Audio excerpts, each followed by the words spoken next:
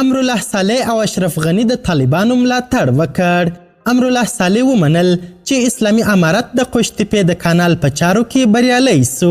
دا چې امرالله صالح د قوشتېپې د کانال او طالبانو په اړه څه ویلي دي، څنګه طالبان د قوشتېپې د کانال په چارو کې بریالي سول، بشپړ حال را سره همدغه روانه ویډیو کې کتلی سي. سلامونه قدرمنو لیدونکو، مشال پریس یوټیوب چینل ته مو هرکلی کوم.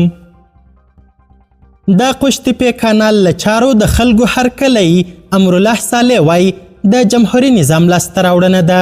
یو شمیر خلک او حتی د طالبانو د نظام منتقدان هم د اوبو د مدیریت او په ځانګړي ډول قوشتېپې کانال د چارو د مخته وړلو له امله د طالبانو د نظام هڅې ستایي او وایي په داسې چارو کې باید افغانان همغږي اوسي او طالبان یې دوام او پراختیا ته وهڅوي.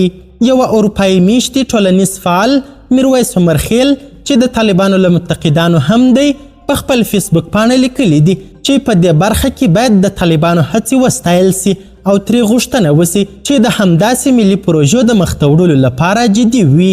دا په داسې حال کې ده چې په وروستیو کې ازبکستان هم د دغې پروژې په اړه اعتراض کړی او ویلي دي چې له جوړېدو سره به ازبکستان ته د اوبو ستونزه پیدا سي.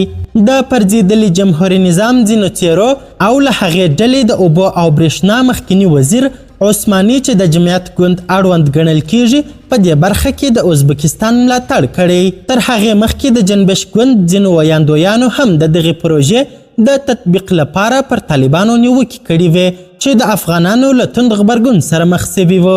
د پرځېدلي جمهوري نظام د ولسمشر لومړی مرستیال امرالله صالح بیا وایي چې د اوبو د مدیریت په برخه کې طالبان د جمهوري نظام پر طرحو او پروژو بوخت دي، که نه د ده په وینا طالبانو به د اوبو د مدیریت په برخه کې څو اودس ځایونه جوړ کړي وای.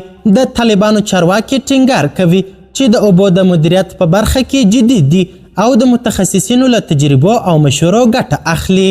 مخکې د طالبانو او ایران ترمنځ هم د هلمند سیند د اوبو په اړه ناندرۍ رامنځته سوي وې. د طالبانو یو شمیر منتقدان باور لري چې خلک باید په ملي مسایلو کې د دغه نظام ننګه وکړي او له ټولو اختلافاتو سره یې د هیواد د ګټو لپاره په ځینو برخو کې ترڅنګ ودرېږي. قدرمنو لیدونکو، د ویډیو له کتلو مو نړۍ مننه. د لا زیاتو او نورو لحظه پر لحظه خبرې مطالب لپاره زموږ همدغه مشال پریس یوټیوب چینل سبسکرایب کړئ. تر بیا او بلې ویډیو ښه وخت ښې چارې. د الله په امان.